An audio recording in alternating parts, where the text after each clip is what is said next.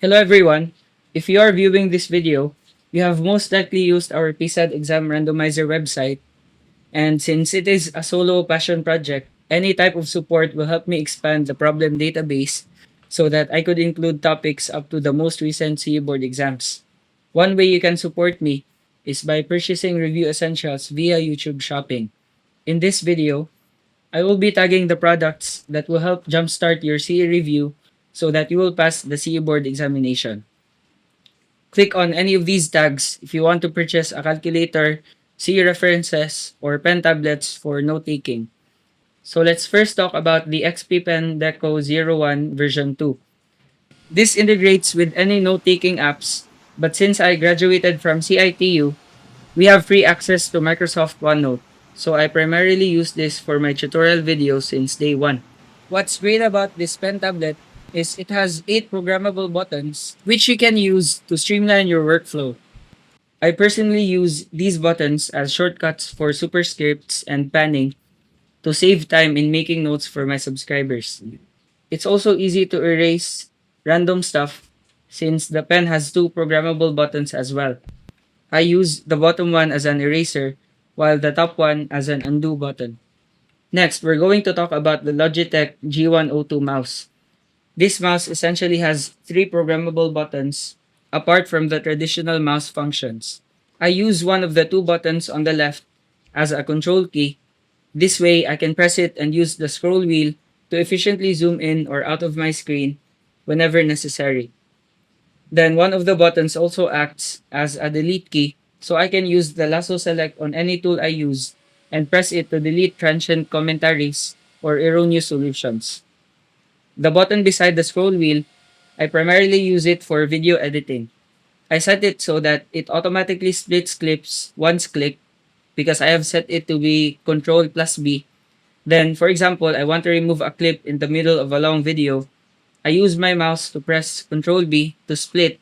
Then, to remove it, I use the delete button, which is also programmed in my mouse. It makes editing and note-taking more convenient. Now, let's also discuss which calculator is the best for the CE board examination. I actually have 2 calculators in mind, but one of them is banned from the CE board exam due to cheating issues. So what I would recommend is the Canon F789 SGA calculator with transparent casing. I used this during my board exam review, and because it could store values even in the numbers, unlike other calculators, I was able to finish the whole PSAD exam without writing so much on the answer sheet, probably 9 lines maximum for challenging problems. And then, just so you know, when you take the board exam, there are no scratch papers. The examination sheet is also the sheet where you are supposed to write your solutions. So getting rid of writing by an enhanced data storage function will help you solve problems with ease. This is especially useful when calculating this frame problem where I usually store forces in the letters and the movement arms in the numbers, such that A times 1 with an underline is the resultant force of the first distributed load and 1 with an underline is the movement arm. You can use this for a lot of engineering calculations. I also use this in hydraulics when I store coefficients into the letters for 3 reservoir problems, and then for the discharges or Q1, Q2, and Q3, I would store them into the numbers so that the process is more streamlined. Aside from these improvements, this calculator can solve matrix calculations up to 4 by 4 and can simultaneously solve 4 equations for unknowns. It can also solve quartic functions, which are polynomial functions of degree 4. Let's say ax to the 4 plus bx cubed plus cx squared plus dx plus e is equal to 0.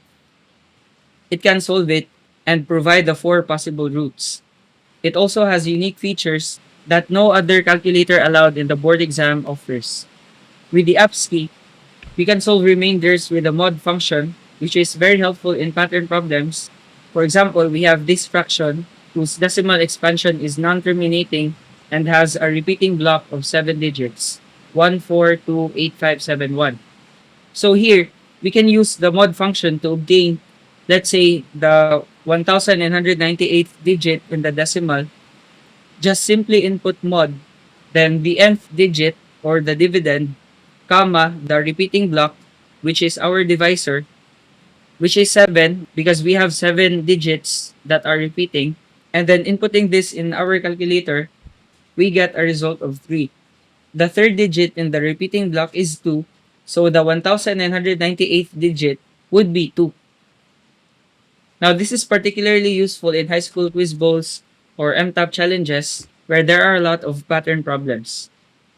While I'll be discussing all of the other helpful features on a separate video, I also want to let you know that this calculator has a prime factorization function, built-in metric conversions, so you won't have to memorize the codes. Then it also has a GCD or LCM calculator and many more. Finally, I want to share with you the review materials I used to pass the April 2023 CE board exam. I used two review materials that time, Besavilla CE Reference and Gilisanya CE Reference Volume 4, 7th edition. The latest Gilisanya CE Reference is Volume 5, which contains more recent board exam problems, so it's better fit for this year's reviewees. Anyway, when a new version comes out, I'll also update the tagged links here so you can avail the best review tools in your situation. So here's what's not usually talked about regarding these CE references. There are complaints with Besavilla's erroneous problems inside the book, but as I was affiliated with Besavilla Review Center during my review, I found out the reason of these erroneous solutions. Using conventional methods couldn't provide what was in the choices. So takers had to backsolve and they arrived at the answers that fit the choices in that particular time. These were incorporated into the book to give reviewees an idea of what to do when erroneous problems come out in the actual board exam. This personally helped me a lot since in our exam, there was a box truss with flexible cables with no dimensions, no height, no horizontal distances. So I had to backsolve, and thanks to Besavilla CERF, I was able to know all the workarounds, and with my Canon calculator that could store many values, I derived an equation for the questions and simply used stored values to check whether which of the arbitrarily picked realistic distances gave the answers to the three questions involving the erroneous trust problem. Besavilla CRF also contains questions from 2010 in PSAD and from 2015 in both MSTC and HGE, which are the board exam years you should study to ensure that you will master all the concepts needed, since these are the starting years of the examiners. Gilisanya CRF, by contrast, is better to answer because it contains choices patterned from the examiners. It also doesn't show the solution right away for you to simulate an actual board exam practice. There are also calculator techniques and shortcuts shared in this book that reflect Jersey's unique methods. So it's also a must-buy for CE reviewees. Now, I answered Besavilla CE Ref 7 times and Gilisanya CE Ref 6 times, cover to cover, but only in PSAD and HGE, and I was able to attain this rating in PSAD even in self-review conditions.